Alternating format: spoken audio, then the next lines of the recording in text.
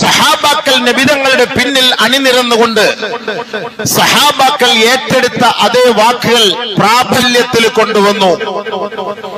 നബിതങ്ങൾ എന്തെല്ലാം അവരുടെ ജീവിതത്തിൽ പറഞ്ഞു കൊടുത്തിട്ടുണ്ടോ അത് മുഴുവനും യാഥാർത്ഥ്യമാണെന്ന് സഹാബാക്കൾ നേരിൽ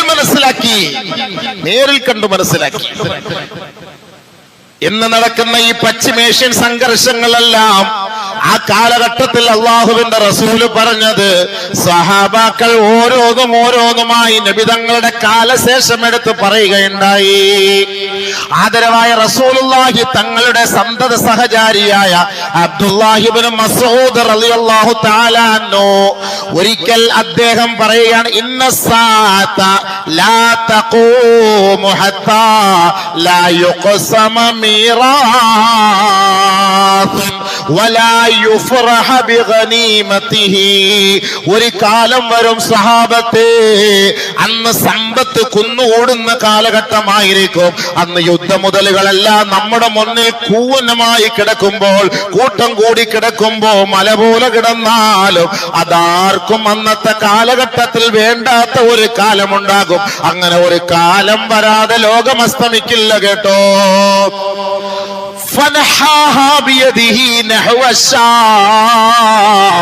ശേഷം അദ്ദേഹം ഷാമിന്റെ ഭാഗത്തേക്ക് തിരിഞ്ഞു നിന്ന് വിരൽ ചൂണ്ടിക്കൊണ്ടാണ് പറഞ്ഞത്.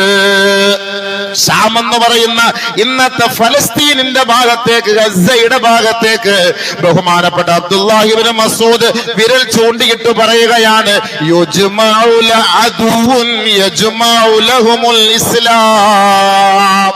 അവിടുന്ന് ഒരു വിഭാഗം ഇസ്ലാമിനെ തകർക്കാനുള്ള ഒരു സംഘം ഉയർത്തെഴുന്നേൽക്കാൻ കേട്ടോ. ഇസ്ലാമിനെ തകർക്കാൻ ഒരു വിഭാഗം അവിടുന്ന് ഉണ്ടാവുന്നു. ഷാം ഇന്ന് നടക്കുന്ന ആ ഇസ്രായേലിന്റെ ഭാഗത്ത് നിന്ന് ഉണ്ടാകുന്നു. ബഹുമാനപ്പെട്ട അബ്ദുല്ലാഹി ഇബ്നു മസ്ഊദ് റളിയല്ലാഹു തആല എന്ന് പറയാണ്, വയജ്മഉ ലഹും അഹ്ലുൽ ഇസ്ലാം. അവർക്കെതിരെ ഇസ്ലാമിന്റെ ചുണക്കുട്ടികളും അണിനിരക്കുന്ന ഒരു കാലം വരും കേട്ടോ. ഉടനെ അടുത്തിരുന്ന സഹാബാക്കൾ ചോദിക്കുകയായി, എവിടെ നിന്നാണ് ആ ഷാമിന്റെ ഭാഗത്തേക്ക് ഇസ്ലാമിനെ തകർക്കാൻ വരുന്നത്? തഅനി, നിങ്ങൾ ഉദ്ദേശിച്ചത് റോമക്കാരെ കുറിച്ചാണോ? അതായത് ഇന്നത്തെ കാലത്തില് ബ്രിട്ടീഷുകാര്, അമേരിക്കക്കാരെ കുറിച്ചാണോ? ഖാല ഇബ്നു മസ്ഊദ് റളിയല്ലാഹു തആല അൻഹു അദ്ദേഹം പറഞ്ഞു, അതെ, നഅം. ഇസ്ലാമിനെ കൊല്ലാൻ ബ്രിട്ടീഷും അമേരിക്കയും കൂട്ടു നിൽക്കുന്നു. ഇന്നല്ല ഇത് പറഞ്ഞത്, ഇത് പറഞ്ഞിട്ട് വർഷങ്ങളായി. ബഹുമാനപ്പെട്ട ഇബ്നു മസ്ഊദ് റളിയല്ലാഹു തആല എന്ന് പറയാണ്, വതകൂനുൽ ഖിതാലു റദ്മതൻ ശദീദാ. കൊടുമ്പിരി കൊള്ളുന്ന യുദ്ധമായിരിക്കും അന്ന് നടക്കുക കേട്ടോ. അങ്ങോട്ടും ഇങ്ങോട്ടും ഭയങ്കരമായ ഫൈറ്റ് ആയിരിക്കും അന്ന് നടക്കുക. ബഹുമാനപ്പെട്ട അബ്ദുല്ലാഹി ഇബ്നു മസ്ഊദ് റളിയല്ലാഹു തആല പറഞ്ഞ വാക്കാണ്. ബഹുമാനമുള്ള സഹോദരങ്ങളെ, ബഹുമാനപ്പെട്ട അബ്ദുല്ലാഹി ഇബ്നു മസ്ഊദ് റളിയല്ലാഹു തആല അൻഹു പറഞ്ഞ ഒരു കാലഘട്ടമാണോ ഇന്ന് എന്ന് നമ്മൾ ചിന്തിച്ചു പോവുകയാണ്. അടയാളങ്ങളൊക്കെ പരിശോധിച്ചു നോക്കുമ്പോ ഒരുപക്ഷെ അതിന്റെയൊക്കെ സൂചനകളായിരിക്കും നമ്മൾ കാണുന്നത്. അന്ന് ബൈത്തുൽ മുഖദ്ദസിന്റെ ഉത്തരവാദിത്വം ഇമ്രാനു ബൈത്തുൽ മഖ്ദിസി മിൻ ഐദിൽ യഹൂദ്. ജൂതന്മാരാണ് ബൈത്തുൽ മുഖദ്ദസിന്റെ ഉത്തരവാദിത്വം ഏറ്റെടുത്തിരിക്കുന്നത്. അതിന്റെ പരിപാലക സമിതിയും അതിന്റെ ഭരണകർത്താക്കളും അത് നിയന്ത്രിക്കുന്നതും ആരെ നമസ്കരിപ്പിക്കണം, നമസ്കരിപ്പിക്കണ്ട എന്ന് തീരുമാനിക്കുന്നതും ആ കാലഘട്ടത്തിൽ ജൂതന്മാരായിരിക്കും. സഹാബ ജൂതന്മാരായിരിക്കും. മിൻ ഐദിൽ യഹൂദ്, ജൂതന്മാരുടെ ഭാഗത്തു നിന്നായിരിക്കും അതിന്റെ ഉത്തരവാദിത്വം ഉണ്ടാവുക.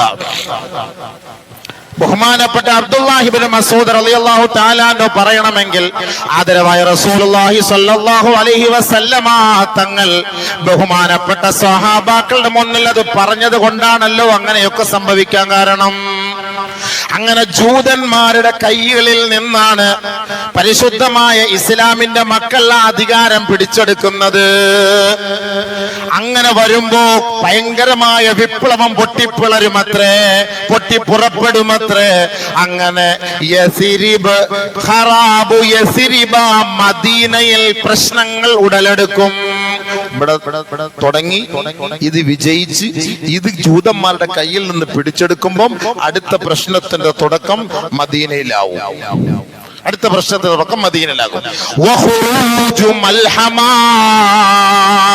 ഭയങ്കരമായ വിപ്ലവ പോരാട്ടങ്ങളായിരിക്കും പിന്നീട് നടക്കുക. മൽഹമ എന്ന് പറഞ്ഞാൽ ഇറച്ചി കച്ചവടക്കാരത്തെ കുറിച്ച് പറയുന്ന കാര്യമാണ്. മൽഹമ, ഇറച്ചി കഷണിച്ച് കൊടുക്കപ്പെടുന്ന സ്ഥലം എന്ന് പറഞ്ഞാൽ അതേപോലെ തുണ്ടം തുണ്ടമായി വെട്ടി മുറിച്ച് കഷണങ്ങളാക്കപ്പെടുന്ന യുദ്ധം, ഭയങ്കരമായ യുദ്ധം, കൊടുമ്പിരി കൊള്ളുന്ന യുദ്ധം. ഈ സമയത്താണ് ദജ്ജാല് പുറപ്പെട്ടു വരുന്നത്. ദജ്ജാലിന്റെ വരവ് ആ സമയത്താണ് സംഭവിക്കുന്നത്.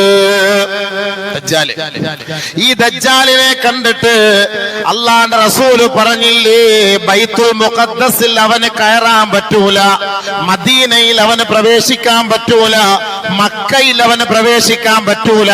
ഇത് മനസ്സിലാക്കിയിട്ട് അന്ന് കാലം വരെ മുസ്ലിമിന്റെ പേരും അണിഞ്ഞുകൊണ്ട് ജീവിച്ചിരുന്ന അഹങ്കാരികളായ ഭരണകർത്താക്കളടക്കമുള്ള മുനാഫിഖീങ്ങള് ഈ ദജ്ജാലിനെ ഭയപ്പെട്ടിട്ട് പരിശുദ്ധമായ മദീനയിലേക്ക്